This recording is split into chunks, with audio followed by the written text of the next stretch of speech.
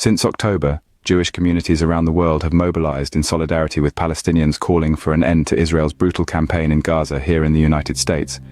Record numbers of American Jews have joined anti-occupation groups like Jewish Voice for Peace, and if not now, in some of the largest demonstrations for Palestine that we have ever seen. Many have noted that even before October 7th, a growing number of Jewish people across the diaspora have been questioning not just the actions of Israel's government, but the very idea of a Jewish state, especially one that comes at the expense of Palestinian lives, Palestinian freedom and Palestinian self-determination. So, are we seeing a significant shift within Jewish communities when it comes to Israel and Palestinian liberation? And is there an opportunity for lasting change? Joining us to discuss is Rabbi Alissa Wise, founder of Rabbis for Ceasefire and former co-executive director of Jewish Voice for Peace. And we're also joined by Eva Borgwardt, national spokesperson for IfNotNow. I want to thank you both for joining me up front, Rabbi. I'm going to start with you. You have said since October 7th, Jewish anti-Zionist organising against genocide has erupted on an unprecedented scale. Peter Bard of Jewish Currents predicts, quote, questioning the idea of Jewish statehood will be a current in American Jewish life that it has not been since the American Jewish Zionist consensus was established in the 1940s. You've been a leader within the Jewish left for decades.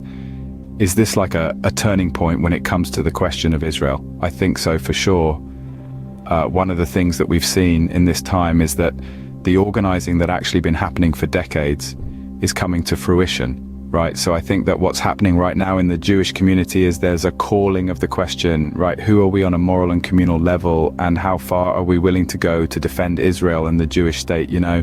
And I think for a lot of people who have not yet been called off the sidelines on this question, they're being called off now because there's no way to be neutral on this question. You either are standing against the mass slaughter of Palestinians in Gaza, or you're for it. There's really not anywhere in between. Eva research shows that younger American Jews are becoming increasingly critical of Israel. Even before October 7th, there was a growing generational split between the American Jewish community when it comes to Israel and the occupation.